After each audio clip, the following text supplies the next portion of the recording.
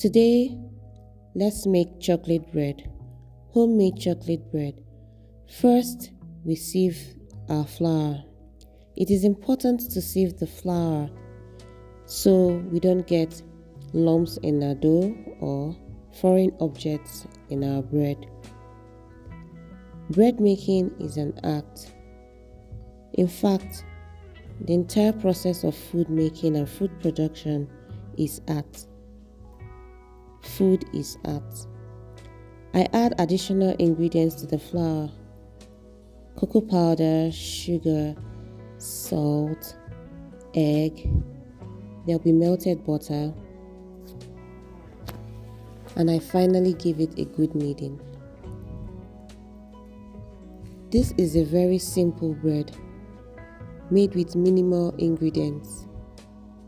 You don't have to break the bank to get your bread ready. I just love to bake bread. It's quite simple. For beginners, it may look difficult, but it is very simple. When you bake your own bread, you find joy, and it's actually fulfilling eating the bread you made. I added activated yeast, and now I'm giving my ingredients a mix. This is just to get everything together. I add some water to it. This water will help me knead the bread, or rather, knead the dough. Please knead with clean hands. Kneading is best done on a hard surface.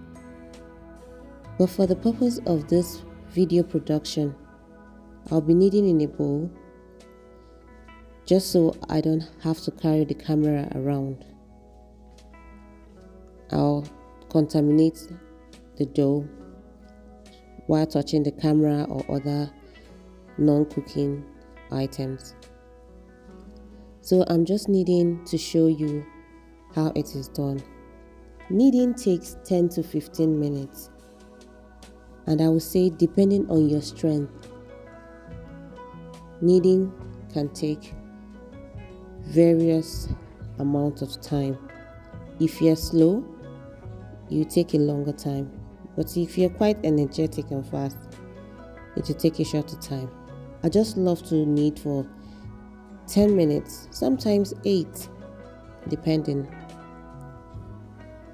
Please knead with clean hands. I'm done kneading, and this is what it looks like. I'll allow it rise for 1 hour. This bread has some butter in it, so it is quite heavy. I love to cover with nylon texture material and then add towel again. This will keep it warm and make it rise faster.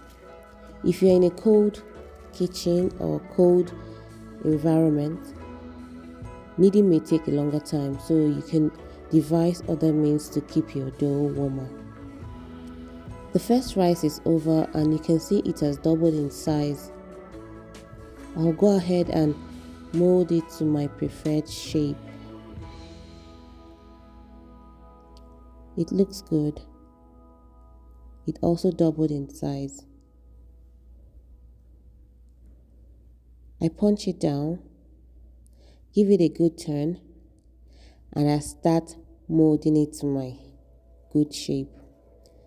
I place it in this pan, and I also get another size. I love this size, but I always prefer the smaller bread size. It's easier for me to monitor, and it takes quite a shorter time. And I just love having everyone have this size of bread. So I set it to the oven, and then for this one, you can see it has also doubled in size. It goes back into the oven. This is how it looks. Please, for additional information, check the description box.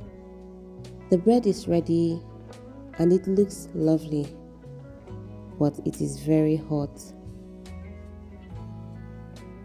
I give it some moisturizing. I love the process of moisturizing my bread because it just says it is over, you've finished this process of bread making. And applying some oil, but this time melted butter, helps the bread and prevents it from cracking, especially when you want to slice into it when it is hot, warm, or maybe even cold. Moisturizing it will just help it and prevent it from cracking. Thank you all for watching, and please check the description box for additional information, and also subscribe to my channel. I give this bigger one a slice just to look at just to see what it looks like. Guys, can you see the steam? It is very hot, and it actually came out well. This one too is lovely. Please stay tuned for more.